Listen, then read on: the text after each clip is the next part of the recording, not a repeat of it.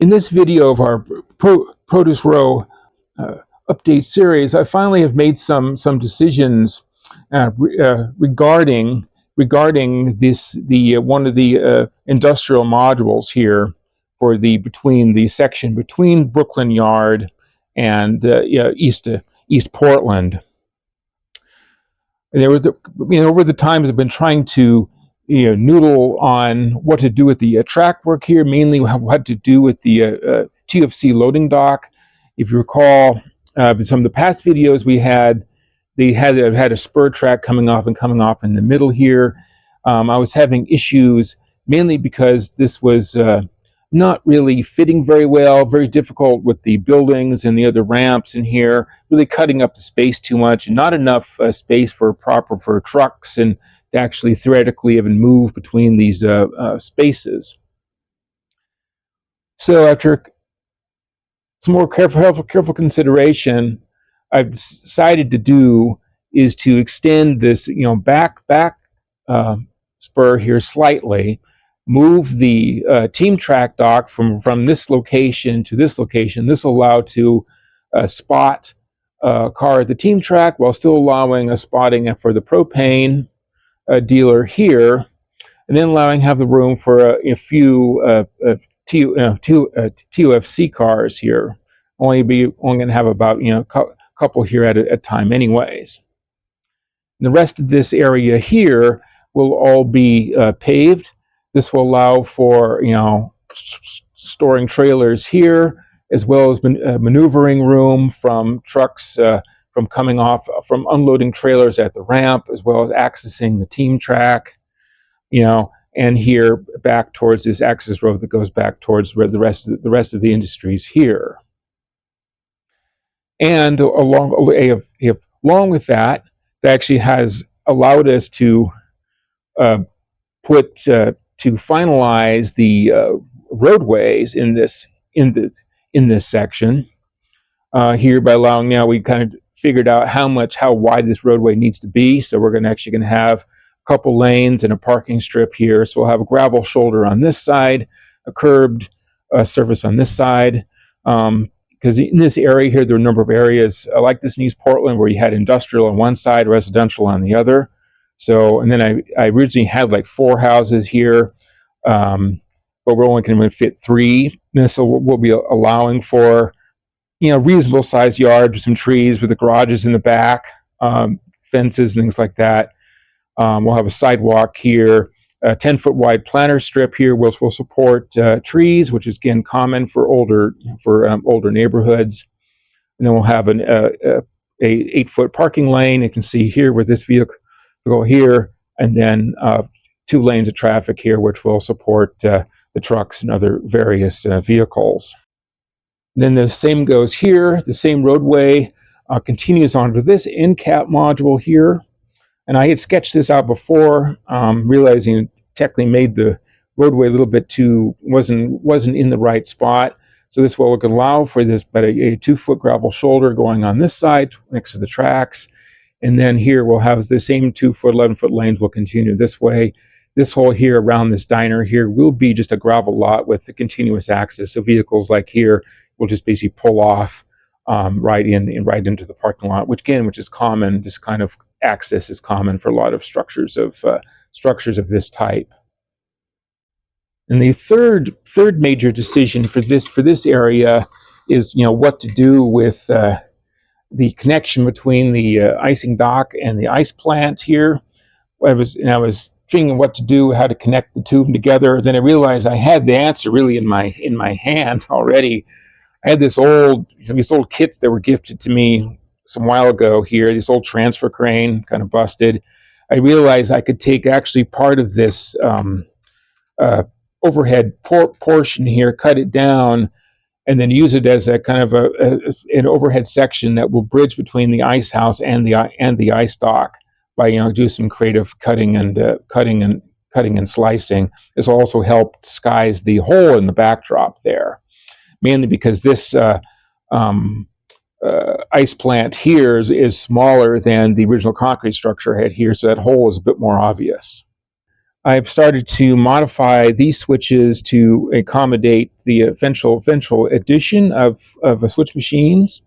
These Electrofrogs, as I've kind of shown in some previous videos, the while those switch machines I'm using use a pair of micro switches to control the power through the frogs. If we're going to do with that kind of solution, the frog here actually needs to be isolated. I did install insulated rail joiners here.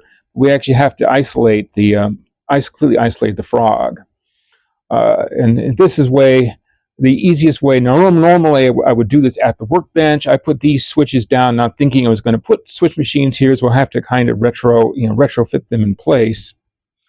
But as you can see here, I've actually gapped the frog rails here, and I did it with a Dremel tool. One thing it really does help if you're doing with the Dremel tool is use this is a worn down cutting wheel. The advantage of this is you can get it in between the rails without nicking the outside rails too much.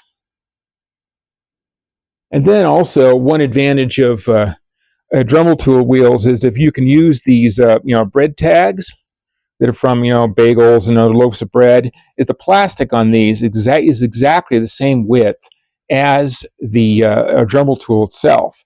So you can take a X-Acto knife and then cut strips of this plastic and jam it in the holes, as the spaces, as you can see. And then once this super glue completely dries, then I can carve away anything carve everything away that doesn't match the rail profile. This will keep a gap here and avoid any potential closure. One of the delays that kept me from working a lot on this layout here since the last track video in the yard was I did decide to replace, instead of using old, decades old switches, is basically replaced all these switches with these new, Unifrogs switches from Payco here. These advantage of these switches is they have all of the frogs are isolated in them already, and they have all the internal jumpers that you would need to add to ensure electrical connectivity. So all this stuff I normally have to do by hand, it is already done with these. So now, since I have them, and plus I was running out of rail joiners, anyways, I will be able to, in this case, now continue on with the yard construction. And then back here in the East Portland, in the East Portland modules, I've been starting to kind of figure out where the steel bridge overpass again. This is the original abutment wall from the old layout. It's too tall. We'll cut it down. And then I have some of the original viaduct piers from the original bridge. Again, there'll have to be some modifications in here for those to fit. The main thing here is that we're showing here is that this track here was representing the connection from East Portland to the Union Pacific's Albina yard. This is actually a Y here in real life. And before, I was just going to have this track kind of go through the backdrop and terminate just past, a couple inches past this backdrop. That would allow me to stage a switcher and a couple cars, to best for simulating this movement. But however, and I was thinking I'm going to turn this camera a bit here. Part of some of the issue I was thinking and changing that a bit is that the industry is to sit in the back half of this module, the East Portland module, technically all Union Pacific here. The Sears warehouse, which sits here where this piece of foam is sitting. The Firestone warehouse, which is over here. The track that goes to our Fairbanks Morse warehouse over here. The produce terminal right in here. These are all prototypically technically on 2nd Street. So if it's all Union Pacific, and this is actually 1st Street in front here where the Southern Pacific is. So really, I have like 5, 6, 7 spots available here. It's really not enough room here to have two spots here versus you have 7 on the rest. So I've been thinking about and looking at be theoretically possible here, and I did purchase a new crossing here to allow me to basically punch a track through the backdrop and through the outer supporting backdrop here, right through more or less through here, and we'll cut it through, cross over the track that's in back there on that crossing, and that will allow me to extend this track to the length of the inside between the modules. I'm kind of lift it up here. You can see that the trench in there. That is basically where this would go, or where our staging sits.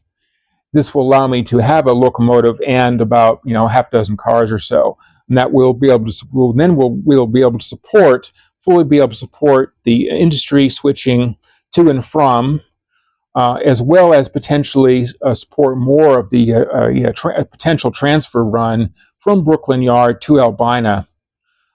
We can have the SP here can shove a cut of cars onto the interchange track here, and then a switcher can pull it in later, and we can fiddle it off and bring a cut back again.